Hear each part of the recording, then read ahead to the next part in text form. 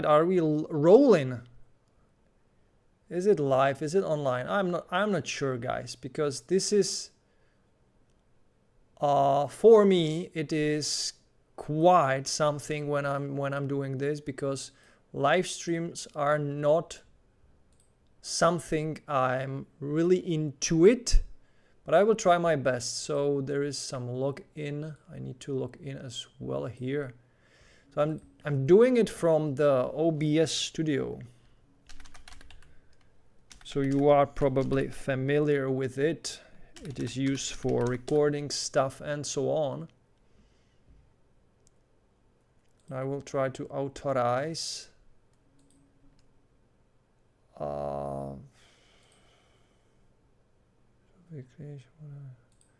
Try to authorize this stuff to see what is going on in the chat. All right, here I am. Is there anyone in the chat? Nope, I don't see anyone in the chat. I don't see anyone. So, guys, I will start this without further ado. So, I want to talk about in this live stream about Carlos Alcaraz, and then we can talk about some tennis gear, tennis rackets and so on, and what is going on with some of my future videos and future content. So first of all, Carlos Alcaraz, the best player in the world right now, number one, someone that, as Johnny McEnroe described, we have never seen before. And recently I saw some poll where there were people asking, or not people, there was this channel, Tennis Legends, was asking question: would Rafael Nadal when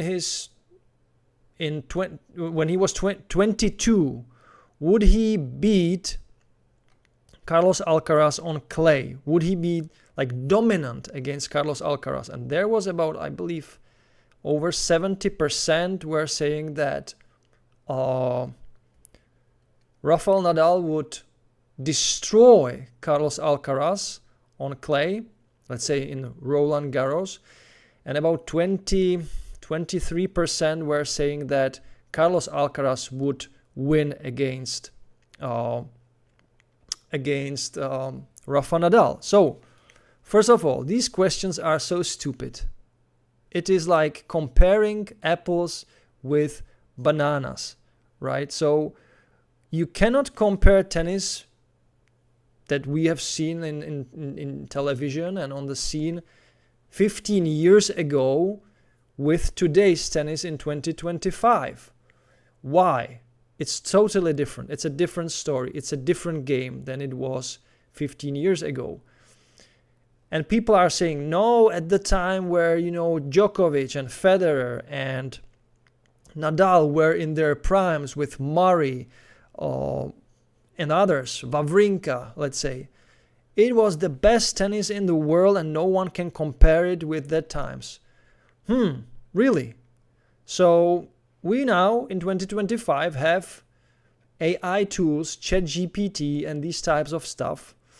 I'm not really using them, let's say, on a regular basis. Just from time to time I play with them, or I ask quite simple questions which I don't want to, let's say, Google, like how many people were living on planet Earth in the year 1905, let's say, and you will be very much surprised about that number, by the way. And next, if you ask the AI, how has tennis changed in the last 15 years? You will get astonishing reply. Astonishing. So listen carefully, and you can try it. You just ask any AI tool like Copilot or ChatGPT, I don't care. Ask this question, and there will be a list of features, what has changed, a list of attributes, and there will be speeds of shots. So the average speed of the shot we are seeing now in television, serve and the baseline shots, has increased about 10 up to 15%. So between 10 to 15%, today's tennis is faster compared to the days of prime Rafael Nadal. So how can you say that Nadal would beat Carlos Alcaraz if at that time the tennis was 10 or 15% slower? You can't say that. You don't know. It's just your imagination, right? The thing is, what has slowed down, what is slower, are the balls and are the surfaces. So the surfaces in general are slower compared to the previous years or to the previous decade. But the fact that the ball itself flies through the air 10 or up to 15% faster compared to those days is just a matter of fact, because we have all the stats that are coming from the hawk eye. And we can see those stats. We know them. So the ball travels through the air faster. After the bounce, after the ball touches the ground, it slows down more. But it doesn't mean that tennis is slower. The bounce is a little bit slower, and the distance that the ball travels to the player might feel like they have more time, but it's not the real truth. So we cannot say in general tennis is now slower because balls are slower or courts are slower. If the speed of the ball has increased so much, they had to do something about it, because then the tennis would be just maybe unwatchable, right? There would be like serve 2 shots and it's over. Okay, so there is Christoph Meyer. Hello Christoph. So he joined the chat. All right, so the game evolves. Of course, the game evolves always. It's the same that you can't say that Pete Sampras or Andre Agassi would beat Rafael Nadal or Roger Federer. But at that time, when you saw Sampras and Agassi, were like, oh, it cannot get any better. Few decades later or few years later, it has switched into another level. And now, another 10, 15 years later, we have another type of tennis. I think it's more brutal, it's more physical. You see more injuries on the tour. You see more people who are totally wrecked on the court. They are exhausted to death. They are walking over. They are not even finishing the games sometimes. So it's really, I believe, it's the most brutal tennis now that we have ever seen. So, Christoph Meyer, be careful with the speed. You also have to consider the RPMs. I don't know about the RPMs. Maybe the RPMs also got higher because players are nowadays using lighter frames, and the lighter racket can generate more head speed because you can accelerate the racket more, right? If it is lighter. So that's why there is this trend. Players are playing with rackets with swing weights of 320, 330, 340. That's the maximum average, let's say around 340, 345. But the times of 350s, 360s with Wawrinka or Djokovic are gone. And remember that those players were not really swinging that fast. If you look at Djokovic, he's not very fast in the swing, right? He's just blocking the balls most of the time. He is not an too aggressive player. He is more like passive aggressive type of player. So he could do that with such a heavy racket. But nowadays the tennis is has very much changed. Players are hitting the balls earlier, and they are stepping into the court more. And the perfect example is Jannik Sinner. He is extraordinary in this, and I don't know why more players are not doing the same, but I believe it has something to do with his previous years as a skier, where he truly learned how to use his legs. So when you watch Sinner, he is like a spider. He's tall and slim, but when he's hitting the ball, he is short. He's short, he goes down. So he's almost hitting every shot like ladies do. So low to the ground and getting the stability of the torso as much as possible. So that's something other players should learn. And maybe it's difficult for them to do that, to have this type of footwork and strength in their quads and in their legs, but I think they should do the same. Okay, Good Soul. Hi, Good Soul. Why was Sinner not at Laver Cup? I'm not sure. I don't know. Maybe he was tired. Maybe he has some hidden injury. That's my kind of interpretation or version, because when I watched him in the final of the US Open, he wasn't really there. There was something was weird with him, also with the box. When you look at the coaches, the box, they were worried right from the start. Like, we know something. Maybe there is some muscle tear. I don't know. And they were worried that it could get even worse. So you really saw that the final wasn't has the best energy from Sinner and also from his box. So that's my interpretation, that he was probably injured or not really doing well. So that's why he didn't play. I don't know what was the excuse. I didn't really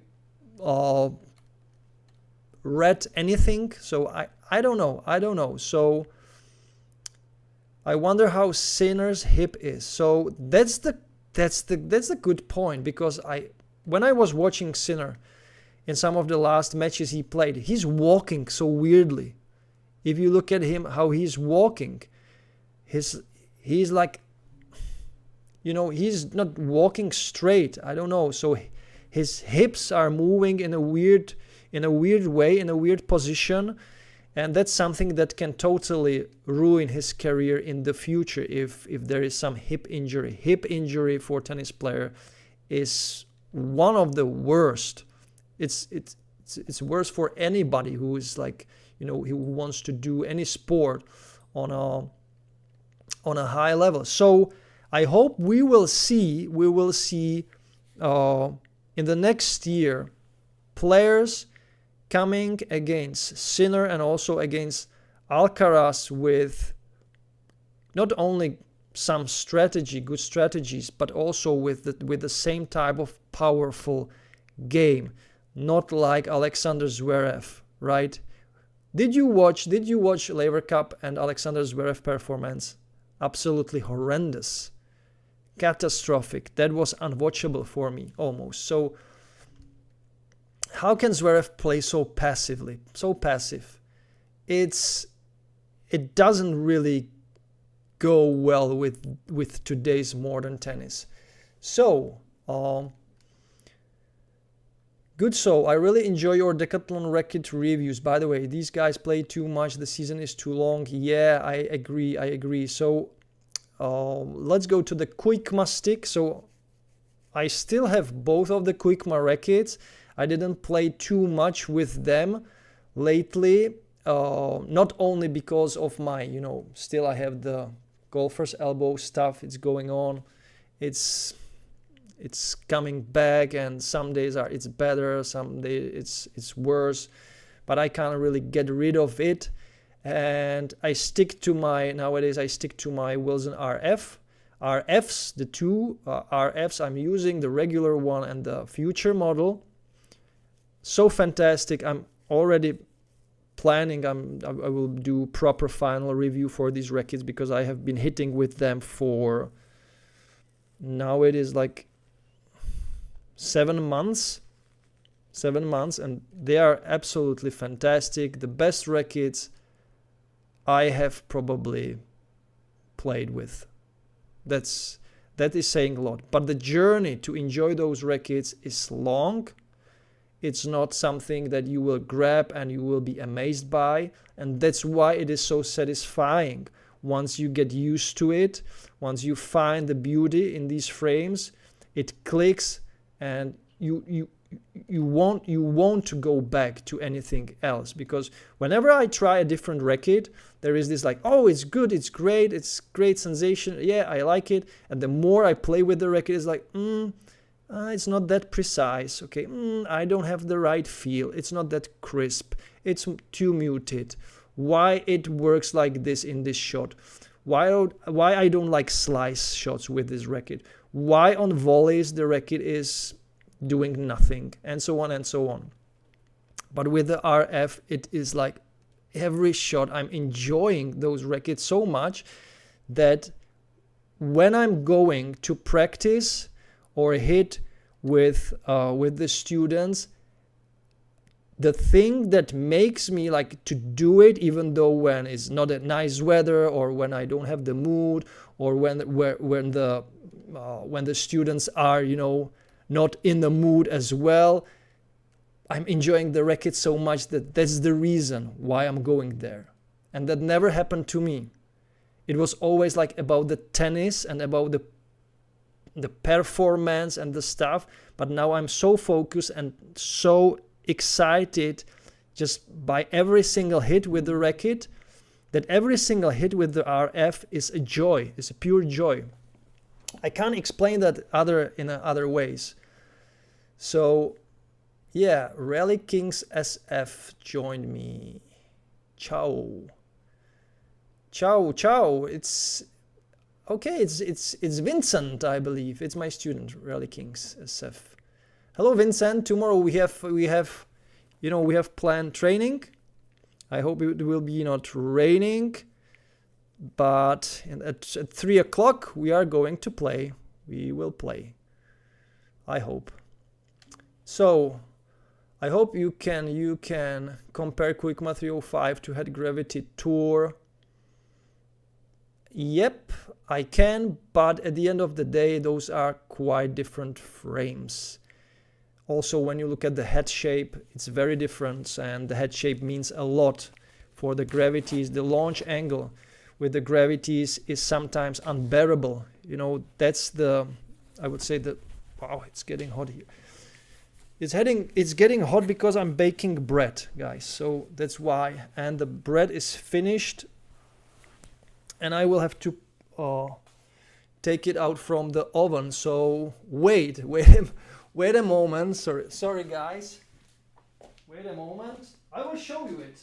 I will show you the bread, because I'm baking my own bread. Oh man, looks good. Looks good. I will show you the bread. So that's my hobby, right?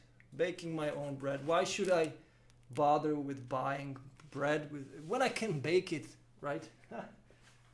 So I'm saving money for tennis gear. Okay, I will put it. I need to put it elsewhere, guys. Wait. All right. Wait for a moment.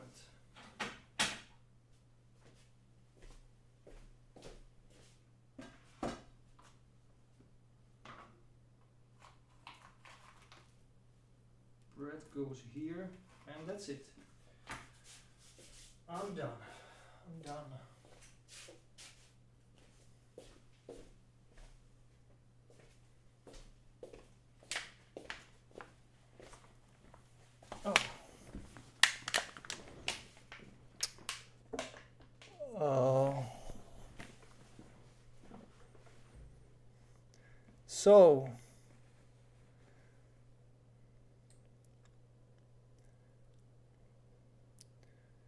So they have same specs, the gravities have same specs, but different, definitely different way when you swing with the racket. It's quite different, because with the gravities the head goes, I would say, more easily forward, but with the Kuikma racket it has the classic head shape, right? Like let's say, and the classic beam, more classic type of beam.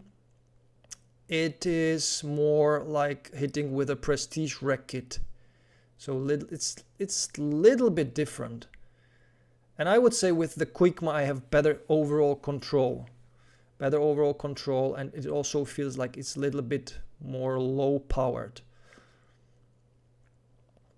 Matthias Tennis, hello. Hello Michal. When is your new season coming? Well, it has ended now in September, so I was lucky to play the last match. By the way, it was a tough one for me, a 3-setter. I have won the first set 6-love. It looked really good, but then the guy turned into a very, very nasty pusher, but he mixed the shots really well with some aggressive shots as well. So it was tough for me, but eventually I have won after 2 hours, and it wasn't that easy for me also with the ankle. But yeah, I enjoyed the game. We have won the last match, but overall our team will go down. So next year, when our season will begin in Austria, it will be once again later than in the Czech Republic, but I will not play in the Czech Republic. I already said that, so I will skip completely Czech Republic team competition for the first time in my life, actually. But it is how it is. And we will begin in Austria, I believe, at the first 2 weeks in May, I believe, or in the middle of May. And in the Czech Republic we usually begin the last week of April, which is too soon after winter, because the courts are horrible, the weather is horrible, it's cold, and they force us to play in that weather. Absolutely tragic in the Czech Republic in this sense, in the team competition. All right, let's go a little bit forward. Is that a fashionable sourdough? I'm not sure what does it mean, fashionable sourdough. I'm not sure what does it mean. So I just prepare it like myself, of course, with the ingredients I need to buy, of course, but I don't know. I will try to explain it to you. Yeast, of course, I buy the yeast. Yes, the yeast. I mixed it with water, and then I do the dough with, how is it called?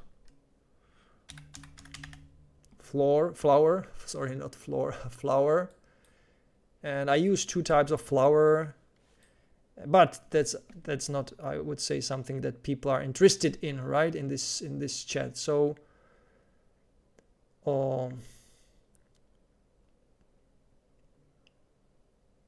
which racket do I value more, Gravity or the Kuikma? Super good question. That's hard. So the performance, the price and performance value, I believe, is better with the Kuikma, because I can't really say there is something wrong with the racket, or that I have something that is like negative. There is some drawback that would not justify the great price. And even if the racket would cost higher, 20-30% more than it costs, it would be a good racket for that money. So really tough, but it's a different frame. I would say the Kuikma is really more classic, low powered. It doesn't really provide you that free energy and you have to work for the shots more, but that's the beauty. That's why I told you also that it feels like a pro stock racket, like Ultra Pro, for example. That type of racket, you need to go for the shot to gain the energy, and that's where the control is. If the racket controls your energy, you can go for the shot, right? With the gravity, sometimes the ball is just so long, so launchy. The racket can launch the ball sometimes in a way that you don't understand it. And that's where I have like these complaints with these frames. But it all also depends on the string setup you use. So I really like the Kuikma with the original strings that are in there in the stock form from the factory. Fantastic. It's, I believe, the Kuikma Control Pro string 1.25, a polyester string, hard, not soft, it's hard, and it works great.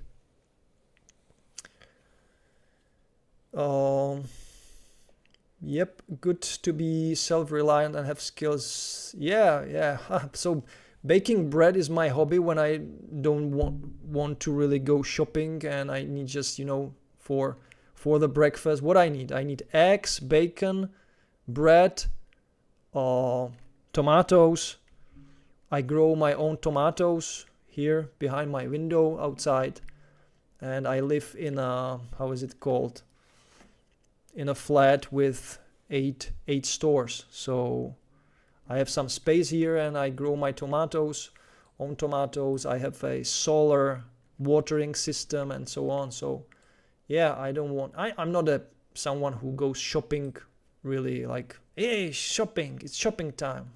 For me, it's a must. So I don't kind of enjoy it. So that's why I'm growing my own tomatoes or my own, how is it called now?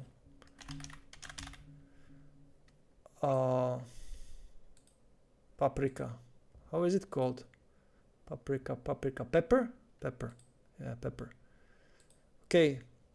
Another question. Good skills. Okay. Hardy and stuff.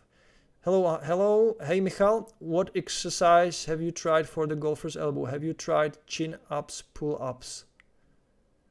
So that's actually what is hurting my golfer's elbow very much. So pull-ups, I'm trying to do pull-ups like 2-3 times a week, sometimes even more, and that's not good for my golfer's elbow. But I also tried some different exercise.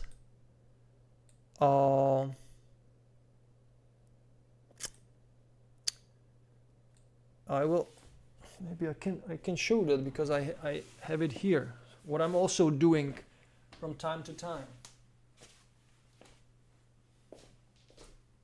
All right, that is my.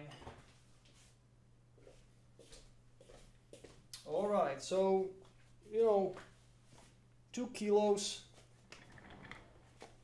This is 2 kilos. It looks small, but 2 kilos. It's quite a lot. And what I'm doing is just I'm like rolling it up,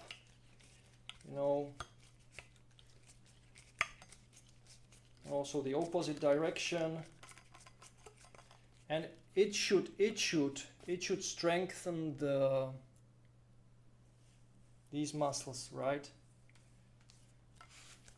So that's what I'm doing. That's what what someone advised me. Actually, my captain from the team in Austria advised me, because he had also the issue, and he said that he fixed it with this. Okay.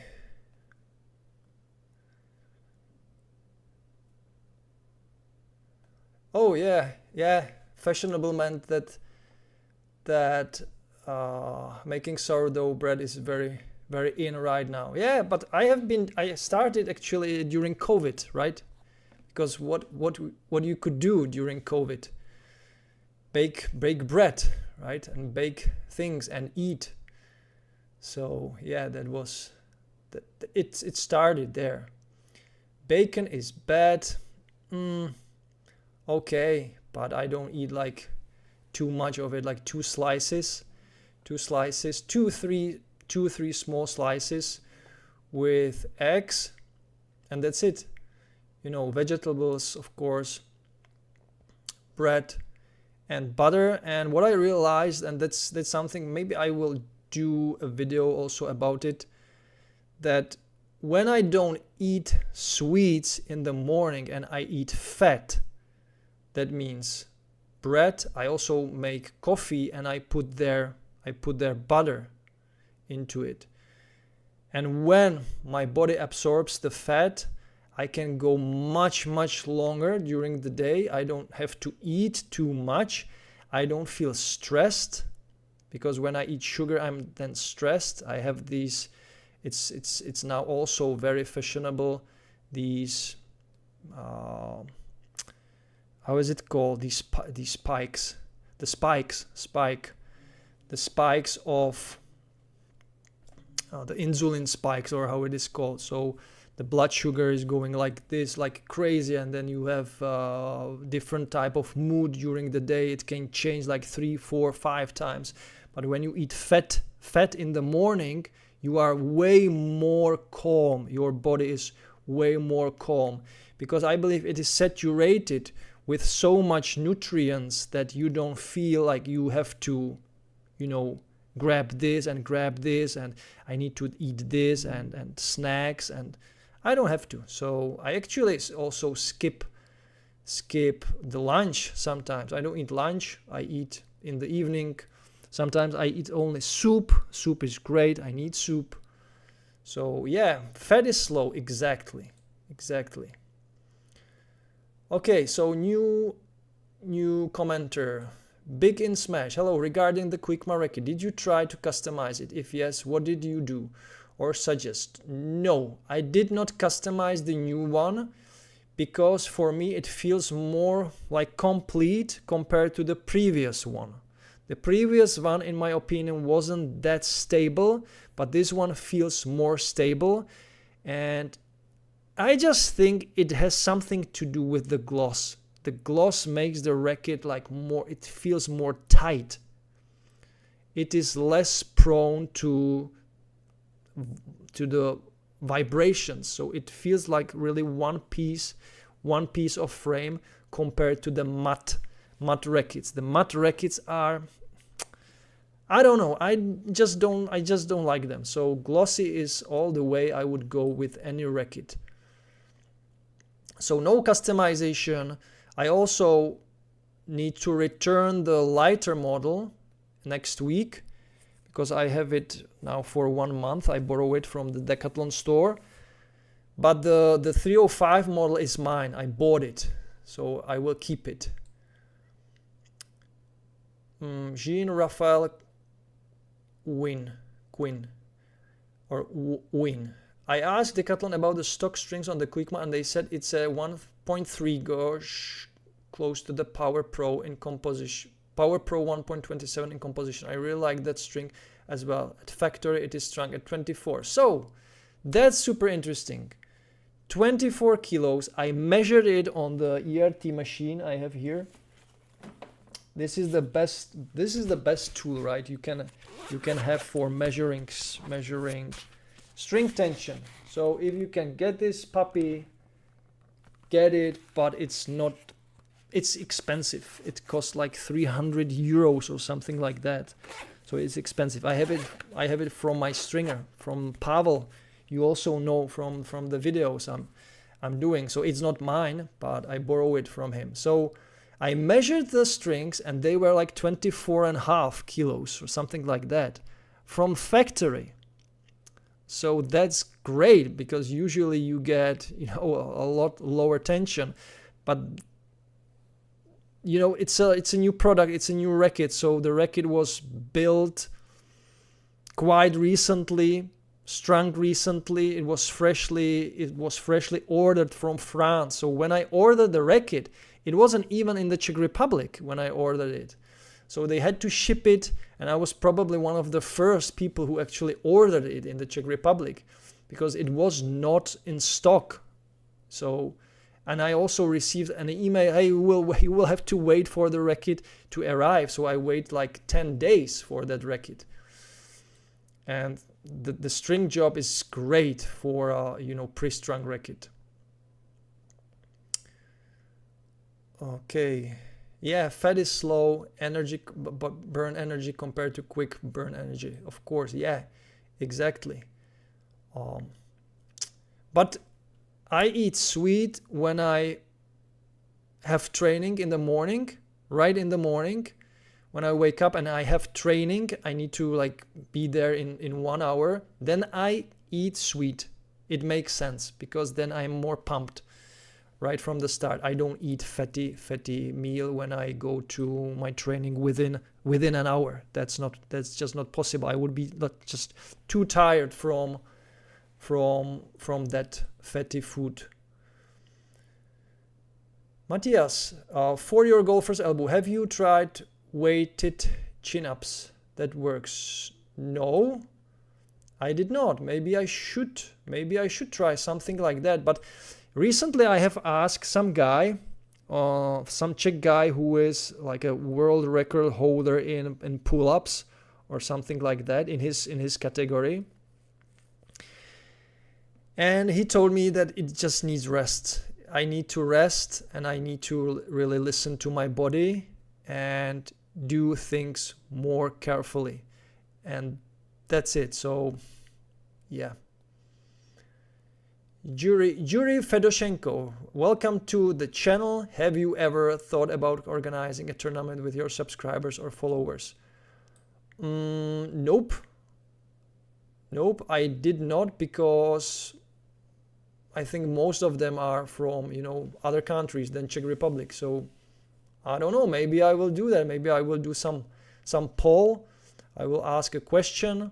This year we did not organize a tournament. We did organize actually last season 2 tournaments, very small ones in the České Budějovice city, and there were like 8 players, my friends and other people from the small club where I'm filming the videos, and it was great. So just one day, we played like one full set, and then it was over with each of others. So there were like 7 matches, 7 sets, and it was great. And last year I have won both of the tournaments, and in the final I was with one friend that plays some unique type of tennis. He's using almost all of his shots are slice shots, also from forehand, like every single time. Very, very nasty, very nasty from him. And I was losing 4-1, and then I turned it 6-4 and I won 6-4. But it took me so much effort and energy really to get it done the way it should be done when you play against, let's say, a pusher, but who is playing slice shots from both sides and who can run like crazy, who can run everything. So very tough to reorganize in your mind, in your head, and to set up the strategy and to commit to it and to say to yourself, okay, you will have to work very, very, very hard for each point, and if you don't do that, you will lose the match because he doesn't make mistake. So very, very interesting and entertaining. Big in Smash, thank you as well. Good. So, do you feel though that the Kuikma 305 should ideally have a higher swing weight? Yes, but the great thing is that you can customize it the way you want. That's the great thing, because once the racket is in stock form, let's say it has swing weight of 320 or 325, there is not much you can do with the frame. People will try to change the balance of the racket and so on, but eventually then the racket will become just too heavy. So for me, for my taste, And what I would expect from the companies in the future is they will make rackets with swing weight between 310 and 320, ideally like 315, even with the 305 gram rackets. Hand heavy balance right from the start, like right in the stock form. It needs to be like that, so you can customize the racket then.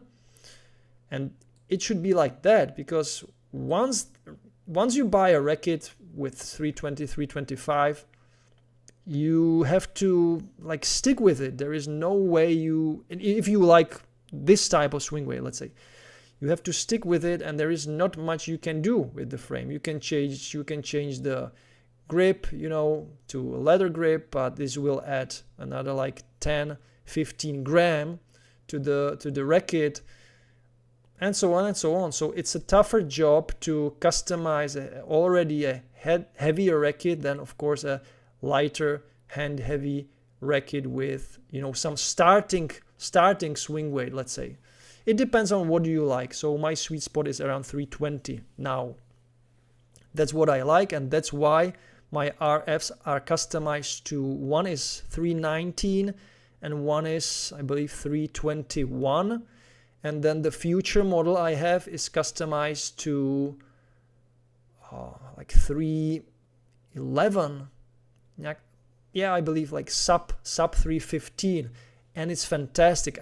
I kind of keep coming back to the future model now, because I have 100% control over the frame every single time, and I can be tired to death, and that racket is working fantastic for me. So I even switched to it during the real competition matches.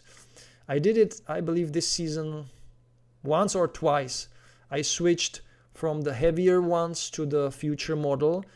And I believe I did it also during doubles match, because I was playing some singles match before, and in the doubles match I was already tired, so I switched to the lighter model.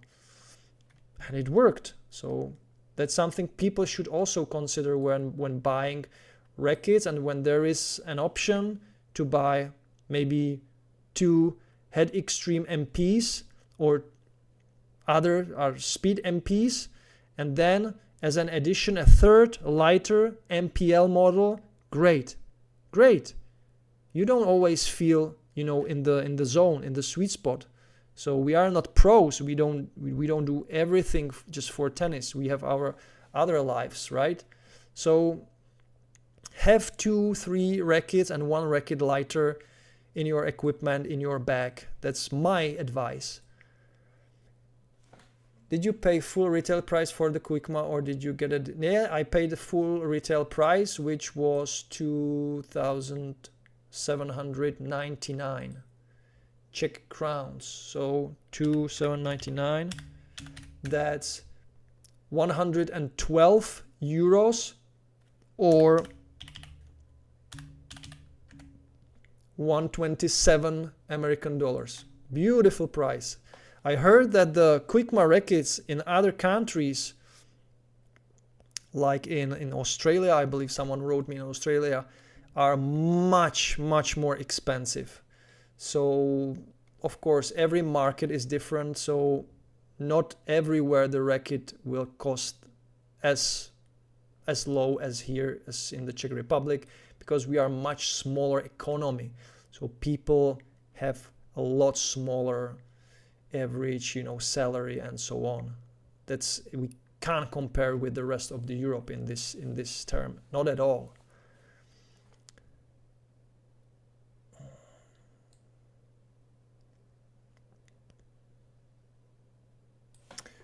Is the Kuikma made to the same material quality as the Head Instinct rather than the Head Prestige? Does that explain the price?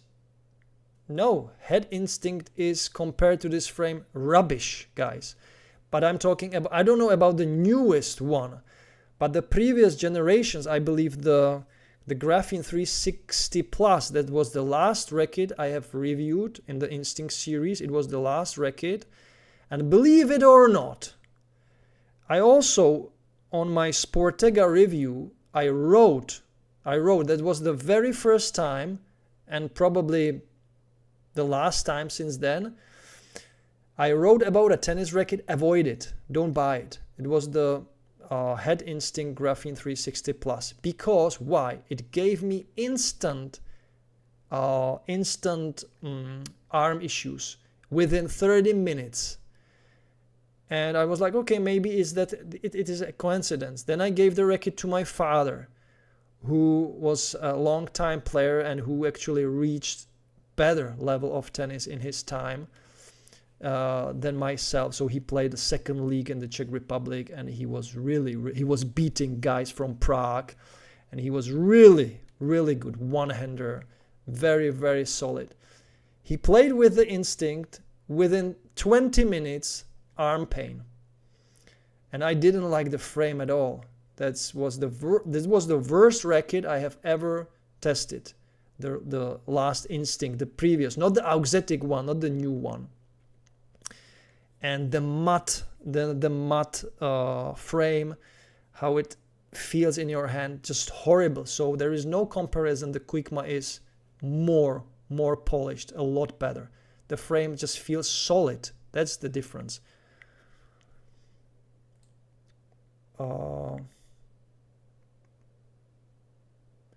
There would be no need to modify the 320, 325 swing weight stick. Exactly. For me, at least. When someone wants a higher swing weight, of course, then you should start with that racket, of course, but for me, nope. Great thing about the Kuikma is the gloss actually allows adding lead tape that actually sticks. It was a nightmare with the Artingos, which had some kind of soft matte paint. Yep, I agree. So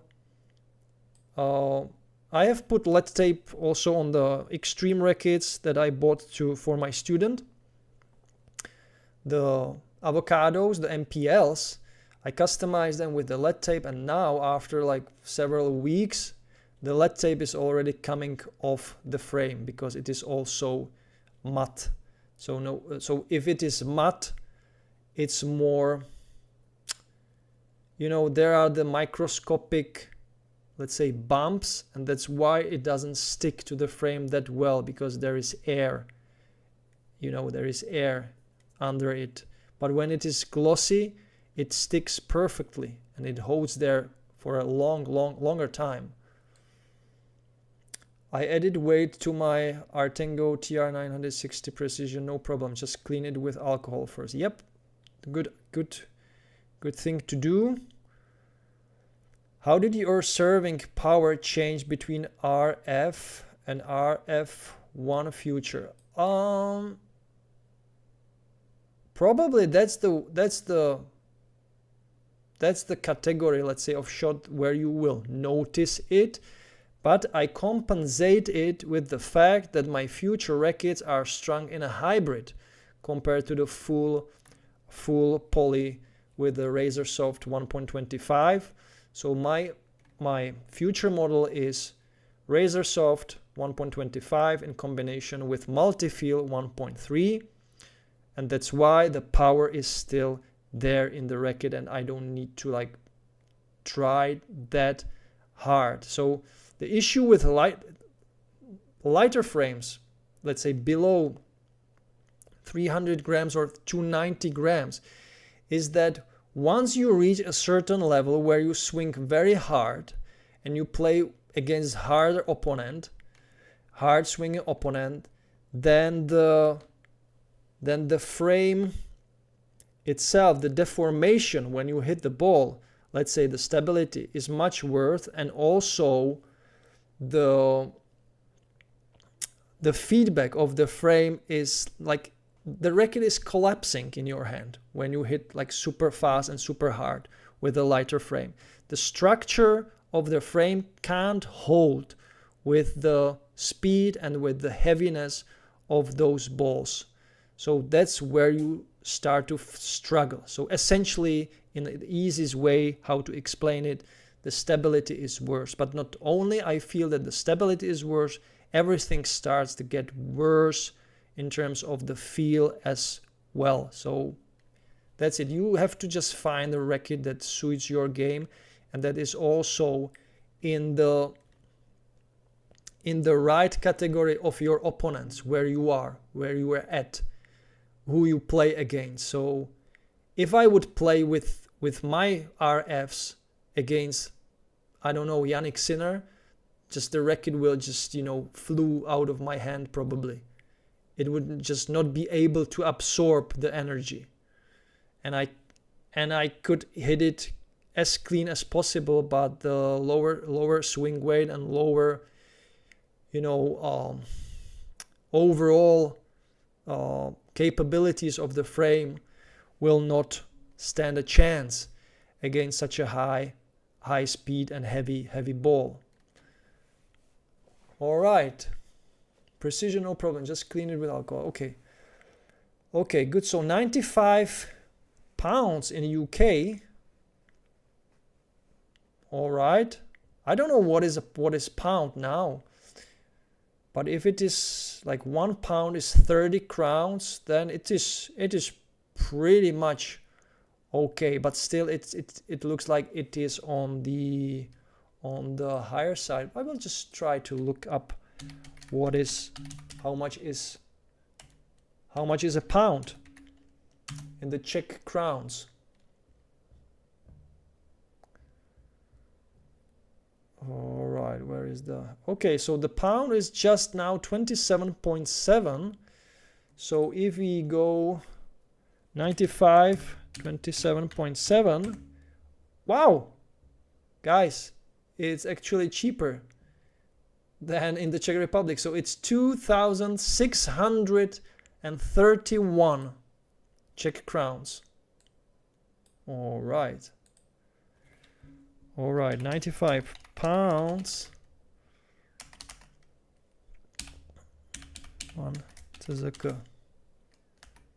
So it's actually cheaper in the UK. God damn it, guys! Buy the Kuikmas in the UK. Oh my god, I wouldn't expect that. Interesting.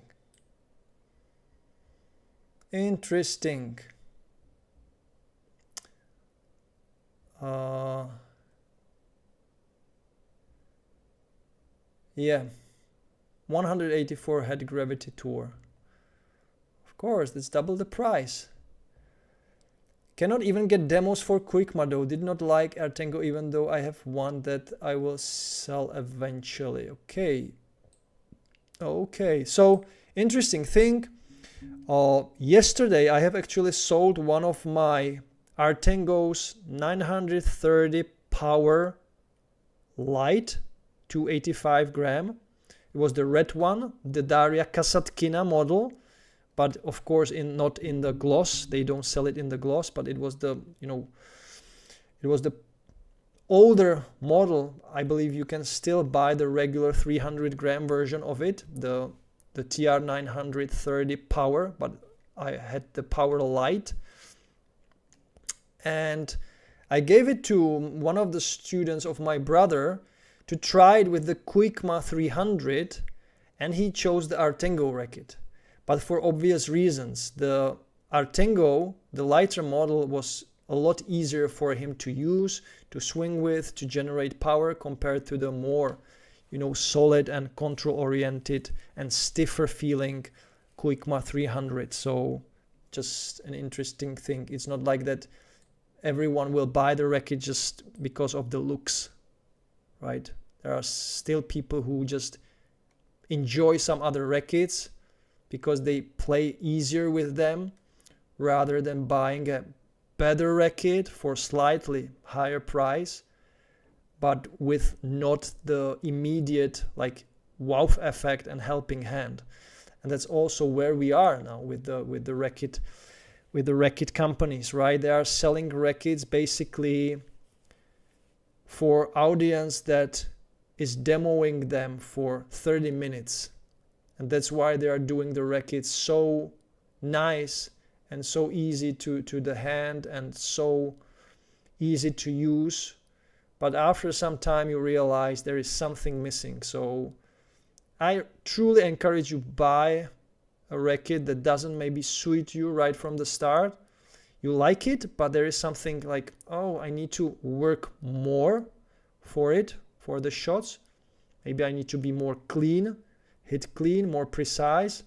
And then you realize it's not the fault of the racket, it's your fault, right? That you are not satisfied with the product.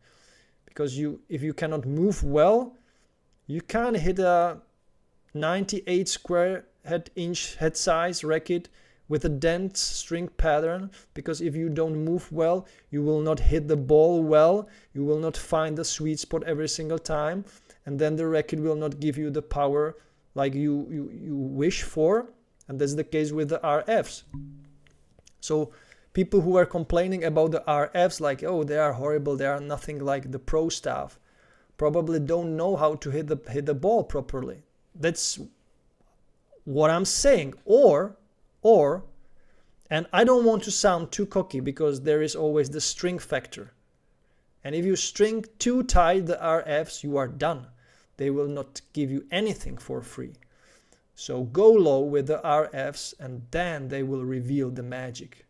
Because even a lower tension, and still you get control, thanks to the dense center, this dense string pattern in the center. It feels like 18 by 20. So yeah. Cannot even get demos for Kuikma though. Did not like, yeah. Good, so I would also love to demo the Kuikma, but no option in the UK either. That's sad. It's amazing that the free advertising Decathlon have got from you. I bet they are delighted. There is a lot of interested in the Kuikma sticks, and your reviews played an important part in that. I believe it did, and I actually got like nothing from it, right? I don't receive money from my videos or something like that. If there was a chance that someone would pay me for a review or for something like that, I would say no, always. And yeah, that's how I have it. So maybe that's also why I'm kind of stuck with my channel. I can't like go really boom, because I don't reach to companies too much. I don't ask for anything. I just want to do it, everything the way you would do it. So on a regular basis. Of course, if I have the opportunity to test something, why not? Like with the Pongbot machine, which is fantastic, guys. Today I bought actually 120 pressureless balls for that machine to really play with it and try it even more. But sadly, it's not mine, it's my friend's. So, but he doesn't have time he has a second kid, so he doesn't have time for tennis. So it's staying with me, the machine, and I will be using it in the future also for my training videos. I want to make more like coaching videos and training videos with that machine.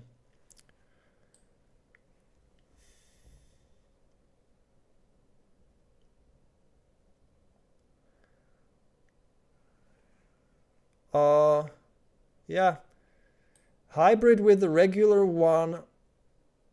I believe it's too much powerful then, kind of. It feels too much powerful. I believe I tried that, but it's too much powerful. So the regular one is perfect with the Razor Soft. It's just unbelievably good. Try that string, guys. I also have a friend from the Austrian team who was asking me for a string. I recommended him the Razor Soft. I also gave him one sample from me. And when he tested the string, he said, the string is fantastic.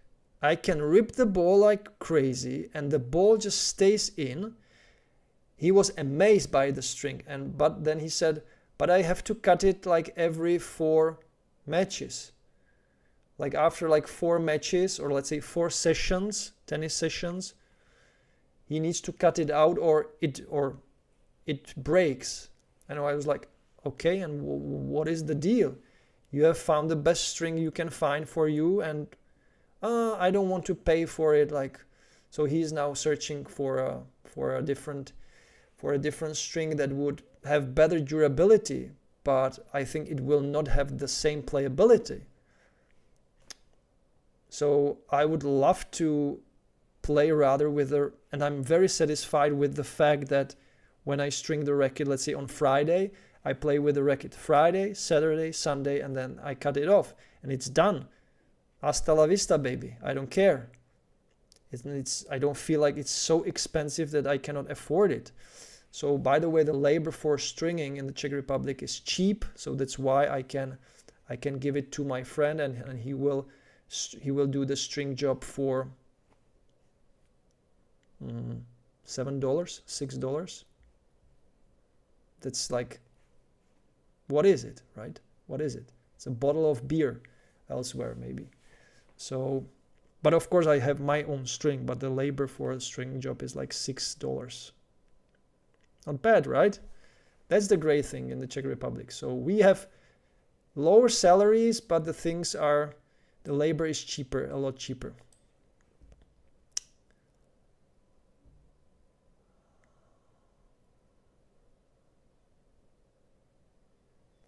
If I use the Kuikma against Sinner, he would have no chance. I think I can use 5 Kuikmas against Sinner and I would have no chance. So yeah, just try the racket. I think if you buy it, you will have no issue to resell it, in my opinion. That's also the beauty of these types of frames, I think, because not everyone has the chance to have it. And it's that good. It's that good, and you can sell it for a little bit, maybe even lower than, of course, you will probably lose some money, let's say, but not that much compared to a racket that costs 180 pounds, right? It's like with a car. You buy a new car and boom, the price is like 50% if you want to resell it, right?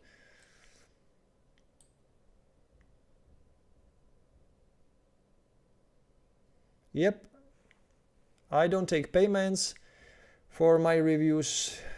That gives me credibility, but of course I have much lower chance to test the newest stuff.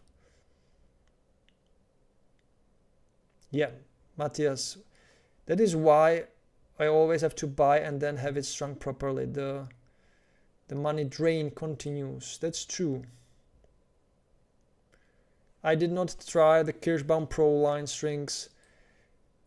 The thing is that when I'm now so happy with the racket and with the setup that I don't want to really try new stuff now. It's kind of exhausting. So MSV strings I have at home. I have a couple of them, the MSV Focus Hex and MSV Focus Hex Soft. Very widely used in the Czech Republic. Also in the biggest club in the České Budějovice, there are like 80% of the players, the advanced and tournament players, are using MSV strings, or nowadays Solinkos are also in, and you know, Babolat RPM Team, that's the new RPM Blast, or for you know, budget friendlier players. Lots of them are using the RPM Team actually. So, but MSVs are super priced strings. The price is unbeatable, the performance is unbeatable for that price. So yeah, many players are using that string. Decathlon should sponsor Majomir Kuikmanovic. Yeah, Kuikmanovic, good. Yeah. It is cheapest out there, but not as good as Kirschbaum. So the Kirschbaum was flying in the Czech Republic 20 years ago, I believe. Everyone was playing with Kirschbaum. Everyone. With the you know, I believe they are mostly like orange or red, right? The Kirschbaums. It was like, oh, do you have Kirschbaum? Yeah, of course I have Kirschbaum. So it was top.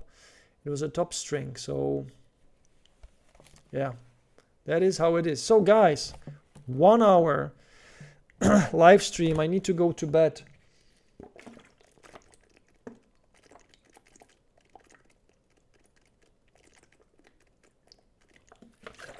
So thank you so much for everyone who joined the chat, who asked some questions, who replied also in the chat. Great to see that. Maybe we should do that often and more often, and yeah, we will see what the future days will bring us. I will just I don't know, should I show you that? Okay, so hey, Solin Couture,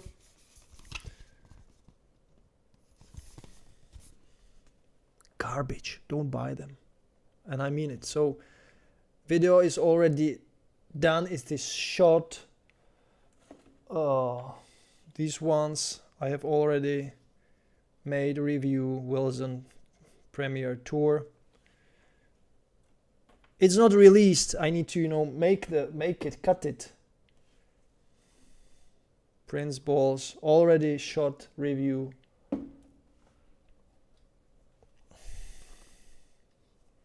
Cederlink, absolutely fantastic. These balls kick the asses. So it's the Tour edition.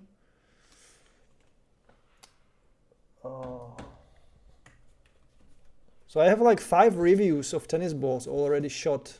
Great balls. We are using these in Austria.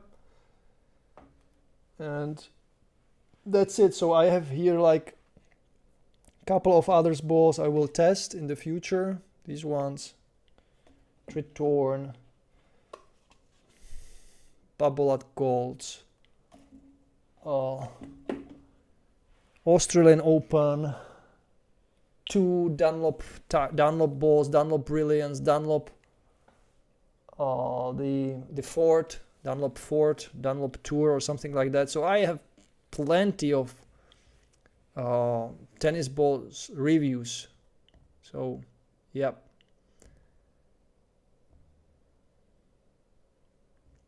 All right.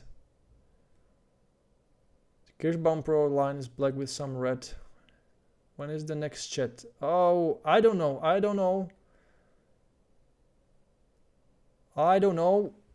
Let me maybe schedule it for the next Wednesday.